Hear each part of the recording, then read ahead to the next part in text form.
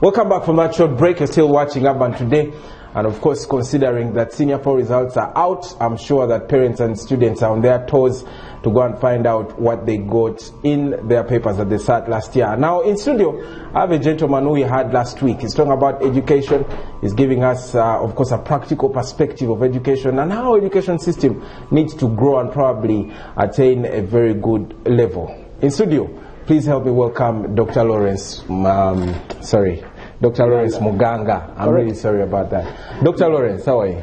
I am doing terrific this morning. How are you? We had a conversation last week about education, but we seemed to be summarizing the whole concept. Rushing through it. But now I'd like us to go step by step.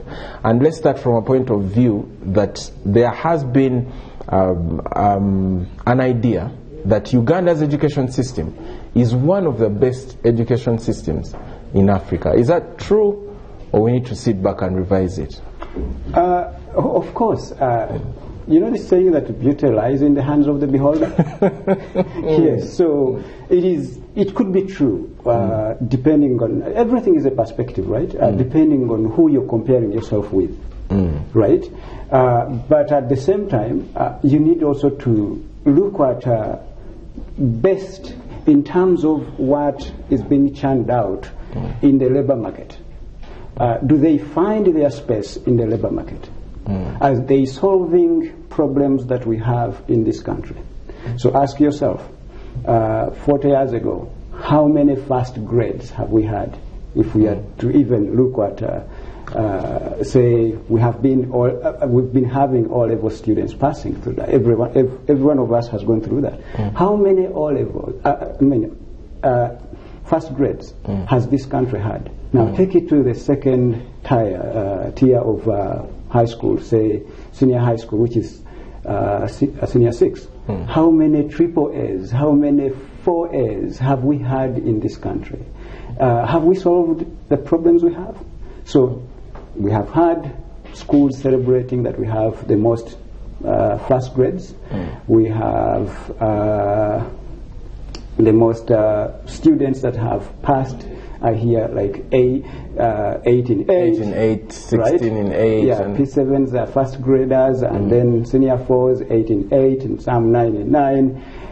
When you go to HSC, you have triple A's, 4A's. Now we are back to where you can't surpass 3, right? But how have we managed to solve the problems we have today? So if you're comparing yourself to other countries, yes, the Ugandan education system is good. In the region, in Africa, there are those that are really worse. Yeah. They need to walk a really long distance to catch up to Uganda, yes. But are we using our education as is to solve the problems we have? I don't think so. You don't think so? No. Now, in the starter today, and I hope that Dennis could help me get that picture up, there was a student, a graduate, who graduated in school, and they're standing at a roundabout somewhere in Kampala, and they're saying, what next? And they were asking, I hope Dennis can just put it there for you to see. And they're asking, what next? And in my view, that's the student. Very good. They're asking, what next? Do you think? A friend of mine has actually just sent me a WhatsApp message containing that photo early this morning, because they know I care about that. Indeed, this guy is asking the right question. What next? Because he doesn't know where to start. The system has not prepared him to find his next phase in life. One of my favorite teachers that I admire so much, he says that in times of change, learners inherit the earth. But those who are learned continue to think and grapple with the world that no longer exists. Right? So if you are now looking at that gentleman in that picture that we have just seen, if you are a parent who is sending your child to school, if you're a teacher who is teaching these students, if you're an education policymaker who is really planning education for the entire country, can you take time and ask yourself this question? Are you teaching? Are you educating? Are you planning for the future? Or are you teaching, planning, educating for today? And worse still, Are you doing all this for the past? The answer is everything being done today, most of it, we are actually trying to prepare our students. We are trying to educate our students. We are trying to send our students to school, preparing them for the past. The world has really moved on, right? I'll ask you very, very quickly. I'll demonstrate to you what is happening.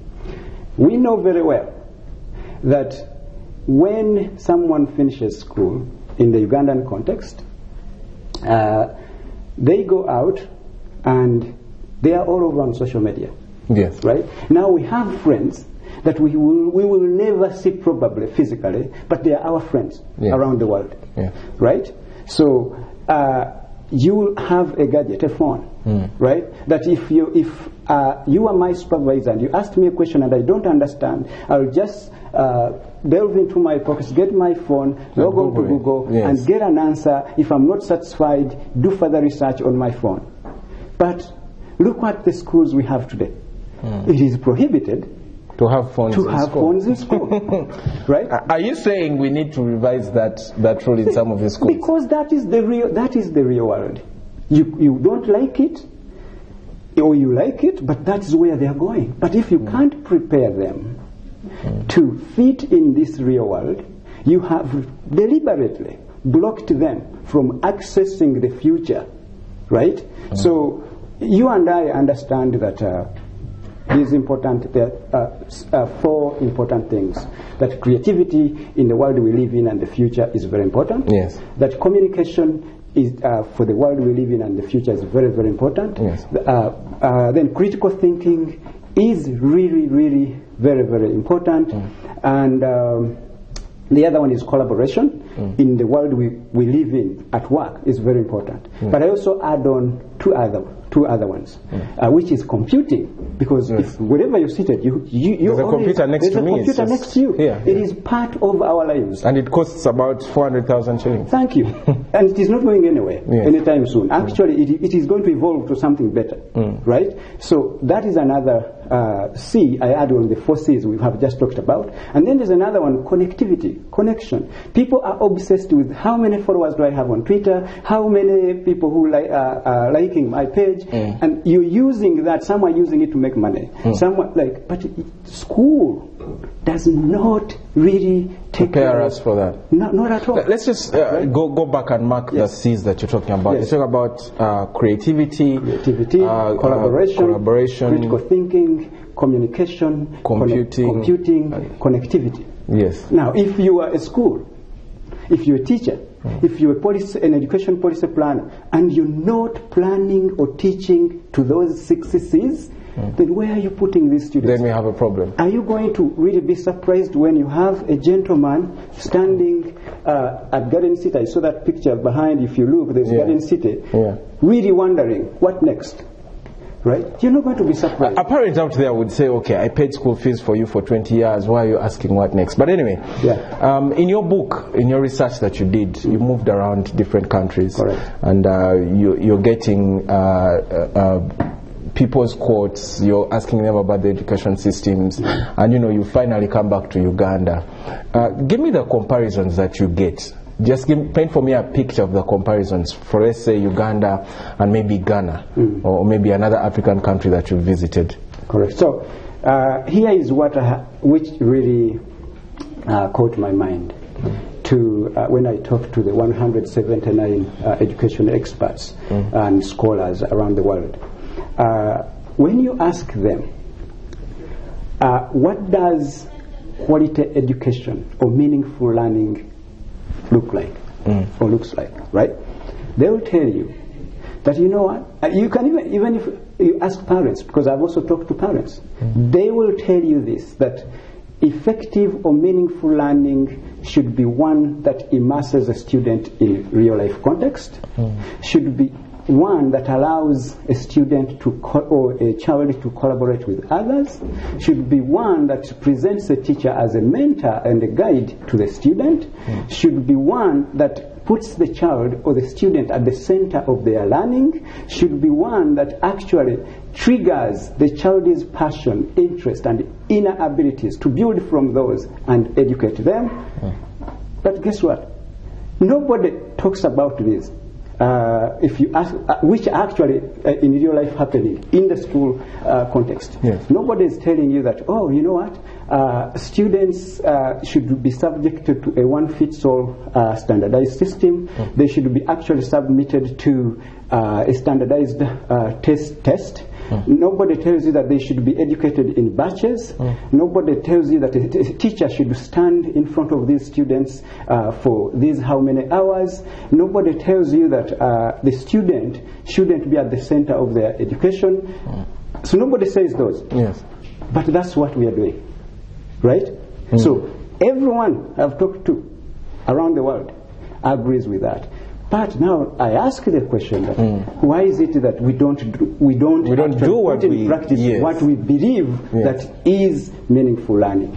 So when you look at, of course, this is of course changing in different countries. Other countries, if you look at Finland, which I have really I've dealt with them for a while, Singapore. These things they are changing. These so when you look at the 6 C's, yes. You look at the comparisons you've done research and people are telling you what they believe in, but on the paper we are doing something different. The S4 guys are getting their results and they are thinking about going to school and making life choices.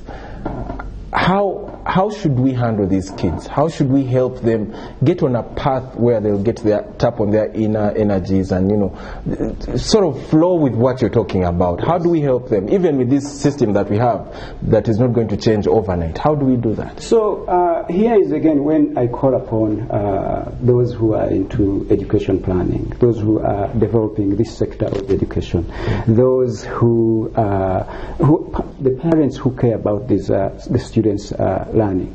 So we should have an education system that really focuses on big picture learning. And when I say that, big picture learning, it is something that cares about learning which is authentic. Right? Do you believe, sorry to interrupt you, do you believe in S1, S2, S3, S4, S5, S6, or do you believe in come to school and learn? So those are two very different things. Again, you ask a very, very good question, which ties into what I was just talking about, the big picture learning or the authentic learning I'm talking about. That students shouldn't be educated in batches, right? Because that's what we have. So you start. We are just implementing the industrial model, factory model of some sort.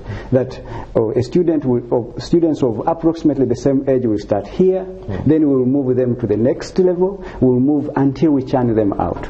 Right? That is the factory model. Like the products, you start with materials here, you move them here to this level, to the other level, and when you have not produced this product very well, you retain it, reprocess it, and you bring it out when it's no longer defective, right?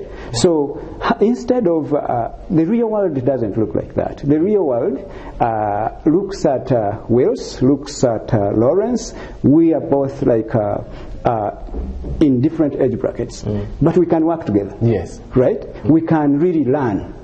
So I can learn from you, you can learn from me, right? Yes. So it means there shouldn't be these boundaries. Badge to say you're this age, you need to be at this level in your life. So that's why I usually call the system we have the factory we call school. Let's look at the education system in Uganda as a patient. I'm a dentist. There's a patient there, and they've opened their teeth. There's break time, lunch time. There's all that. Then there's some subjects. There's history, CRE, geography, chemistry, physics, all those things. Then there's co-curricular activities. Then there is other time. The student usually gets about 10% of their personal time. What tooth do you think we should pull out of this patient? Should it be some of the subjects that the students are overwhelmed, so a child has no time to grow their brain? Is it the time that we need to add on the kids and say, let's rearrange these timetables of the kids? What should we do for now in order to sort of be on the right path of the education? So whichever path you take, it should embrace 3 things. One, it should really be based on this learners' passion, learners' interests, and aspirations, right? So when you put those into consideration, now the aspect of when do I bring in this, we should have an interdisciplinary kind of way of doing things that resembles the real world. Because when you're seated here in doing your work, you don't segment these things and you say, you know what, tomorrow I am going to spend my time looking at the phone to understand what I want to understand. Doctor, I'll give you an example, for example. Yeah. In Rwanda, I think, I don't know if it changed, but back in the day, a student after S4 would say, I'm going to do biochemistry, I'm going to do physics and math, I'm going to do this and that. It's basically one you specify and do. In Uganda, it was physics, chemistry, math, biology, stroke something. You're basically an adult, but you're doing like 5 things. You haven't decided. At what age do you think we need to, get our kids and say, okay, I think this kid's ability is, being a pilot and flying things. Let me divert them to that angle. At what age or at what time do you think a parent can say, okay, let me make a decision for my kid to put them here? Or do you think that's also something we shouldn't think about? I don't think, I'm not a fan of people who think that I'm going to divert to take my child to this. Again, we do that because we have not spent time to understand who these kids are. But if you really took time to understand what really preoccupies these students, my children, when I look at them, I will know that this is always a fan of this, is always preoccupied with ABCD, and I would really tailor them towards that's the upbringing you give them, right? To be able to pursue that kind of passion. It doesn't even have which age, but incrementally, with their capabilities, they keep on growing that passion of theirs. So if they are supposed to be engineers, there are still things, a child of even 2 years, you see that they are preoccupied with this, which may translate into something different, but give them room to explore and grow and change their path. They may be obsessed with this, but after 2 years they are here. But if you choose this, you're going to see a doctor. You loved so much your child to become a doctor, and then he finishes his medical school and he becomes an MC. Miche Gwang, the MC, is a veterinary doctor. But also personally, as we get done with this interview, I remember a time when I was in school and I was doing arts and I was really interested in computer. I used to sneak around and go in the computer lab. Right. And finally I'm here. The things I can do with the computer are unimaginable. So I think that the conversation around the education is only starting now and evolving. And now that S4, P7 people have got their results, you're thinking, what next? I think that you need to get yourself a copy of this book. Yes. You can't make fish climb trees. I think it's important that you read some of your things so maybe you can be able to make a very good decision. We head into a short break. When we get back, Derek and Tina will be back on the show, and we're heading into the love letter. Stay tuned.